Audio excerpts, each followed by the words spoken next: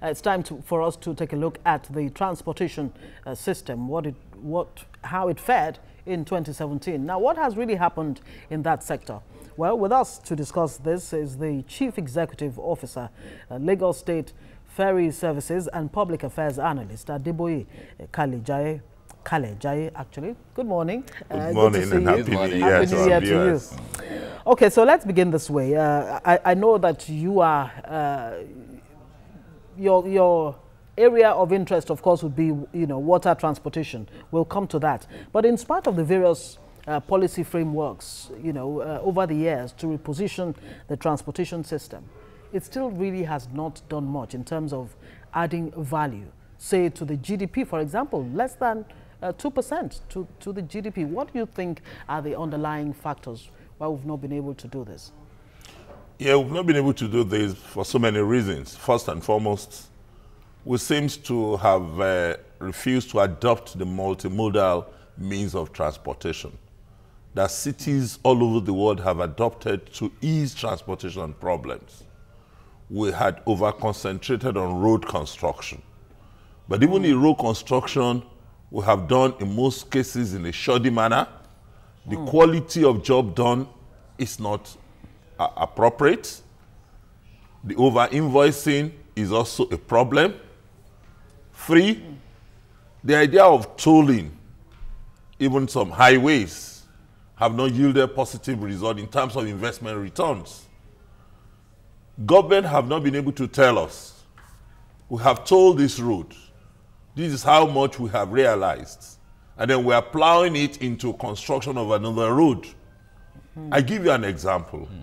The Lagos Airport Road is, of course, the most taxed, toll in Lagos. Yeah. Very shorter roads. Have not seen a single improvement on that very axis. And it's been told over the years. So that's one thing. We have neglected other sectors of transportation.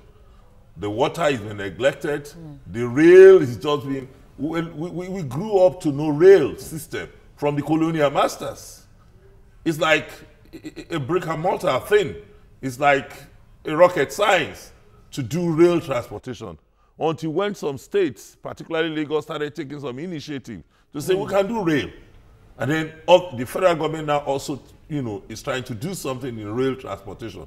Why must we not have a rail transportation between Lagos and Ibadan? Over years, we're still contemplating in this century, in this year. So we have neglected rail, we have neglected water, and then we have over-concentrated on roads. Even the roads itself is not. So these are some of the factors. I could go on and on. Yeah.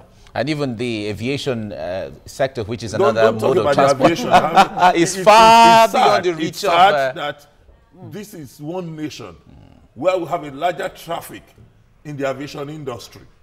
And you go to you see other nations, they will traffic you to their country first before taking you to the next destination. Yeah. Qatar Airways will take you to Doha. Some other, will take you to their country. They will develop their economy. You will use hotel, you will drink water, you will patronize the vendors, you will do road transportation before you move to your destination. Here we don't have a national carrier. It's sad. All right, let's talk about the issue of a master plan for or a road policy, in fact, transportation policy. Let me start from there. Now, when we travel, or when Nigerians travel to other countries, South Africa, Rwanda, Kenya, I even want to just limit it within the African continent, Tanzania and all of that, the system works so perfectly that you see, like you were talking about, alternative means of transportation. But you come to Nigeria, the best thing for anybody when it comes to convenience of transportation is for you to buy your car. And we've seen that there's so much pressure on the roads with everybody buying a car. In fact, it has become a status symbol where you buy a car, there's a testimony in church that you bought a car, as the case may be. Now, what should the government be looking at from that window? We see it in other developed countries where if you drive your car, it costs you more when it comes to paying for parking space and all of taxes and all that. You see, let me also say this, that we have not come to accept that transportation is about mobility. And mobility is about the totality of mankind. When you wake up on your bed, and you move from your bed to your sitting room, you have undergone some forms of transportation, some forms of mobility. So transportation is about the totality of mankind. And how your economy grows is dependent on how workable your transportation system is. Once your transportation system is in comatose, your economy is going to be in comatose. So we must understand the importance of transportation in terms of developing the economy, in terms of growing the nation's GDP. So if we understand the importance of this, we'll also be able to do what is called connectivity. We've not been able to do some necessary connectivity in terms of transportation. How do you road connect? Yeah. If I have to drop my car and park my car, where do I park my car? Look at what people must take models. The Lagos State government is embarking on transport reforms. And you have seen some model, parks that are coming up. Laybys. Laybys. Yeah. So these are how cities are developed.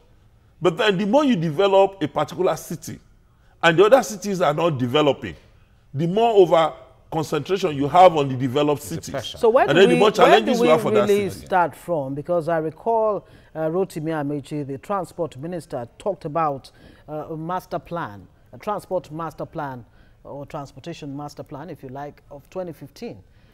What exactly is this master plan all about? Do we even have an idea of what it is? And it's 2 years down the line since he talked about it, and we're still here. We're still here. It's over 2 years. We're going to the end of the third year of this administration. Yes, it's also important, I must say this, that, you see, if you fail to plan, you plan to fail. So I do not want to quarrel with the position of the Minister for Transportation to say we're developing a master plan. It's sad that in 2018, we're still developing master plans for the transportation sector. But of course, somebody has to do the job. So now, if the master plans are developed or being developed, how do you continue to implement those master plans? And then how do you implement those master plans in a manner that it will translate into usefulness for the people? So for me, the roadmap is just too slow. It's just too slow.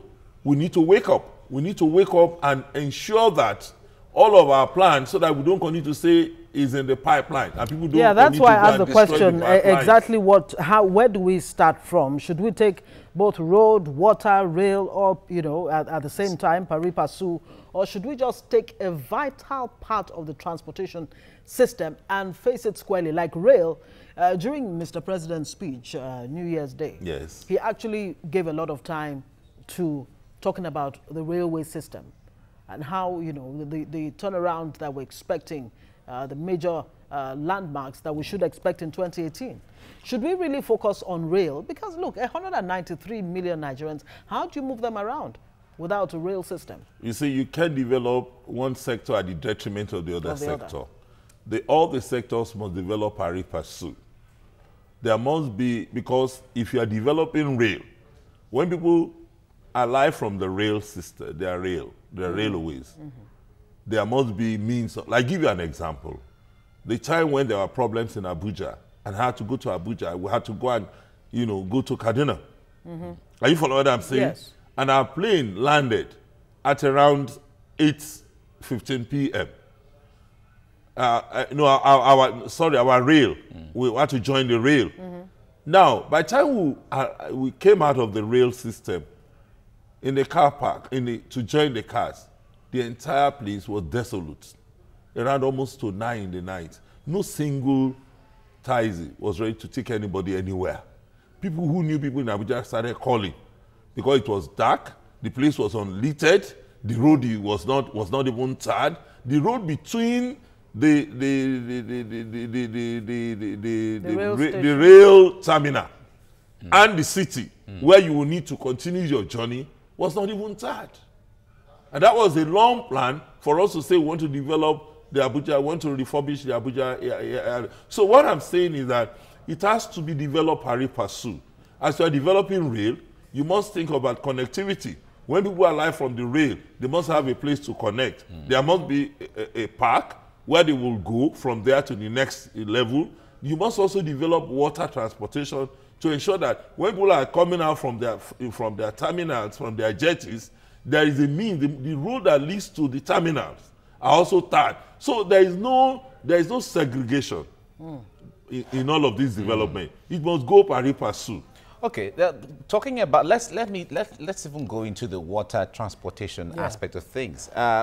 The states in the riverine area, in the coastal line, Lagos, part of Ogun, Ondo State, Bayelsa, Rivers, Port Harcourt, River State, Akwa Ibom State, and Cross River State, and even Delta State that are in the inland waterway and all of that. Are they really taking advantage of the water that is available in their coastline when it comes to taking advantage, using transportation to reduce congestion? They are not. We are not. And why are we not? The road is a utility. The water is a utility. The road, as expansive as it is, must be tarred, must be littered to make it motorable. The water, as it is, we see it very expansive water, also must be attended to in terms of channelization, in terms of dredging, in terms of providing the life buoys, in terms of lifting up, for you to be able to navigate smoothly and safely. What have we done in terms of inter-waterways development? It's absolutely nothing. So you can't just take your boat or your ship and say you're applying. Those roads also, those waterways must also be, attended to in terms of developing the basic infrastructure. The basic infrastructure includes your terminals, includes your jetties, includes your, your rolling stock, which has to do with procurement of ferries and ships. On the waterways, are there particular channels or like a road that you're supposed to take, or is water so just go? No, it's not like that. That's the mistake we all make. The water is a utility. And then within the waterway sector, you have various activities taking place. The fishermen are fishing. The dredgers are dredging. The ferries are operating. You understand what I'm saying? So some other activities are taking place on water. So there must be demarcations. Okay. But what we have as of today is there is no demarcation.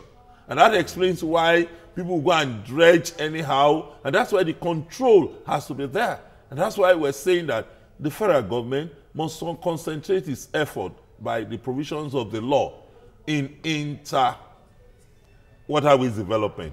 International waters. Well, Lagos State seems to be doing quite a lot in that area. And exactly. One just imagines the number of man-hours wasted traveling by road. If you were going from, I don't even want to name a place like Ikorodu to the island, for example. On a good day, it will take you some 2.5 hours to drive from Ikorodu to Ajah.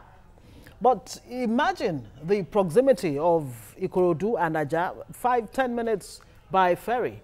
And you're done, and you will even forget that you even traveled. So, what is Lagos State doing to? I mean, because we can't keep talking about federal government. Yes. In this. Let me explain to you what we're doing in Lagos. Lagos State government, under the auspices of the Ministry of Waterfront Infrastructural Development, has commenced the dredging and channelization of 4 major routes. We have identified 30 routes in our intra-inland waterways. Okay. And then we have started dredging and channelization between Ocho to Marina. Work has commenced and is reaching an advanced stage. In terms of provision of the other infrastructure, which is terminal, we're also constructing various terminals and jetties.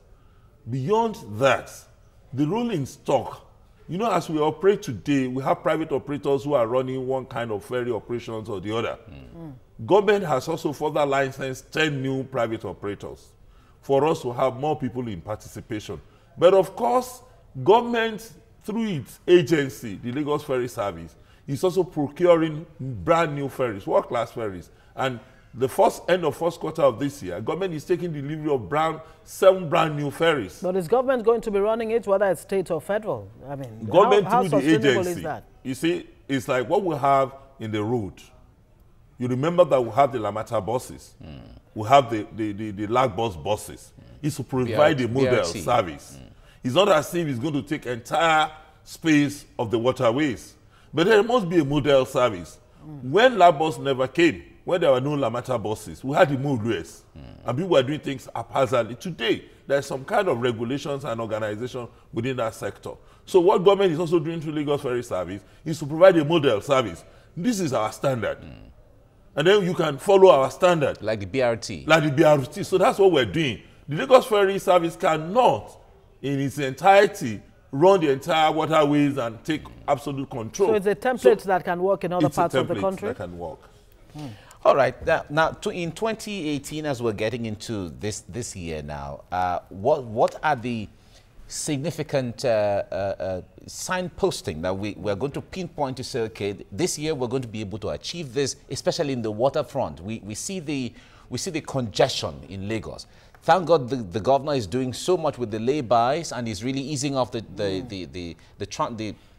traffic and all of that. Bottlenecks. Exactly, and the bottlenecks. But bringing up the water as an alternative is really going to help in a great deal. But what are going to be the achievements this year? What are the projections this year?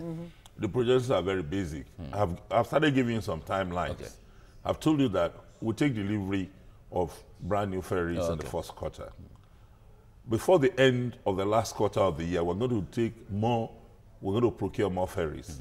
For instance, we have provisions for procurement of more ferries even in this year's budget. It means that we're addressing it very systematically. That's that. Then I've also told you that we've started dredging four routes out of the 30 routes. If we would endeavor to complete those 4 routes within this 2018. And then we can move on to take more routes. And I can tell you, it's enormous resources to do all of these things. And then we'll urge that, as we do all of this, we're also going to embark on distribution of life jackets. We are procuring more life jackets to give to stakeholders for us to be able to have safety on our waterways. So government, as a mark of recognition of safety, is also going to be distributing life jackets to various end users so that people will understand that life jacket is like your seat belt when you either drive your car or you bought the plane. So those are some of the signpost activities you're going to be seeing. But beyond that, we are also going to complete the concession of the jetties, which is already being done. There are a few things, signatures to be finalized. For the various jetties, like the Pakoto jetty, everybody has kept on saying, why is it not in use, this and that. So government is also finalizing concessioning those jetties, the Ojot jetties and all of those ones, so that private operators can also come in and run effectively. So and all of this is happening in Lagos State. Yes, exactly. But our focus is the whole of Nigeria. Singapore, for example, in 2013 has this 2013 Land Transport Master Plan for the next 20 years, where the vision is that 8 in 10 households will live within 10 minutes walk from a train station. We're talking about rail, and that would be interstate rail system. But what about intra, where you have trams? That would easily take people within the light rail. Thank you. You know that we're almost completing the rail system between Marina and Okoko. We have the blue line, we have the red line. We're also already exploring the opportunity of doing the same thing on the red line, on the other line. So the Lagos State government is also taking advantage of the need to, through the rail, connect and mass move the citizens in terms of transportation. So Lagos State is not sitting on its oars. Efforts you will know is ongoing to complete that thread. You want to understand that as we're doing the rail on the Lagos-Badagry Expressway, we're also doing the road. So it's a combination of effort. And I can also tell you that the Marina interchange, which you see there, is going to be a model for multimodal transport system. The MI2 is also being, taken advantage of to serve as a model. In MI2, you can, when the rail is completed, you can move from the rail to the water and to the road. So for Lagos State government, it's very clear that the roadmap is set and that there are meticulate actions to actualize all of these plans. Yeah, and things are taking shape. Thank you very much, Adeboye Kalejaye, Chairman, CEO, Lagos State Ferry Services. Thanks for coming on the program. Thank you very much. Thank you so much.